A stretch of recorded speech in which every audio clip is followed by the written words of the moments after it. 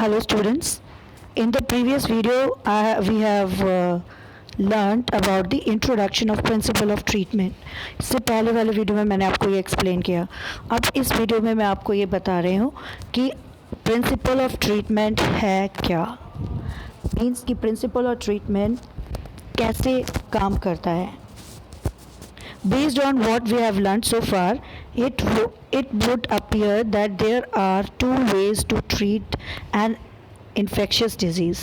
जब कोई बीमारी कम्युनिकेबल होती है यानी इन्फेक्शियस होती है यानी फैलने वाली होती है, अगर हम बहुत ही रॉ शब्दों में कहें तो छुआछूत की जो बीमारी होती है जो जल्दी ही फैल जाती है, तो इस बीमारी के लिए से बचने के लिए दो तरीके हैं. मीन्स दो वेज हैं इस इन्फेक्शन को ट्रीट करने के लिए. दो वेज या स्टेप्स भी कह सकते हैं हम इन्हें.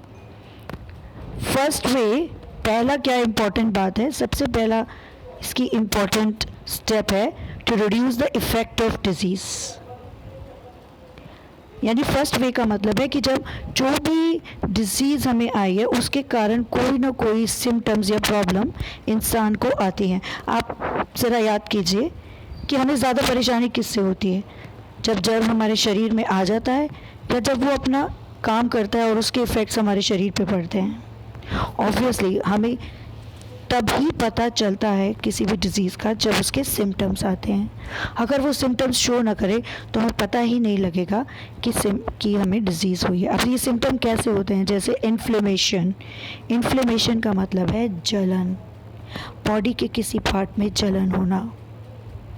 फीवर यानी बुखार रहना, कहीं पर दर्द, पेन, या लूज मोशंस यानी कि डायरिया हो जाना. तो ये क्या है, ये सभी सिम्टम्स हैं. तो जैसे ही हमें सिम्टम्स आते हैं हमारी बॉडी अलार्म शो करती है और हमें परेशानी होनी शुरू हो जाती है. तो ये सिम्टम्स ही हमें बताते हैं कि हमारे शरीर में कुछ तो गलत हुआ है और ये हमें बहुत कष्ट भी देते हैं, दुखी भी करते हैं. तो सबसे पहले हमें जिस चीज़ को कम करना होगा पहले स्टेप पे, यानी मान लीजिए अगर आप डॉक्टर हैं तो आप सबसे पहला काम क्या करेंगे, आप कोई ऐसा मेजर लेंगे जिससे कि जो पेशेंट है उसके सिम्टम्स रिड्यूस हो जाएं या उसके जो प्रॉब्लम है या उसके जो सिम्टम्स आ रहे हैं जिसके कारण उसको बहुत तकलीफ़ हो रही है वो कम हो जाएं. तो उस डिजीज़ के इफ़ेक्ट को सबसे पहले कम करना ज़रूरी है. इसके लिए हम क्या कर सकते हैं, सबसे पहली चीज़ है बेड रेस्ट किया जा सकता है, यानी रेस्ट किया जा सकता है. तो कोई पूछ सकता है कि हम रेस्ट क्यों करें, हम सोएं क्यों. ये वही क्वेश्चन है कि भाई हमें सोने के बाद किसी भी बीमारी में राहत क्यों मिलती है. इसका कारण है कि जब हम सोते हैं तो हमारी एनर्जी कंसर्व होती है. हमारी एनर्जी जब कंसर्व होती है तो हम हीलिंग पर फोकस कर सकते हैं.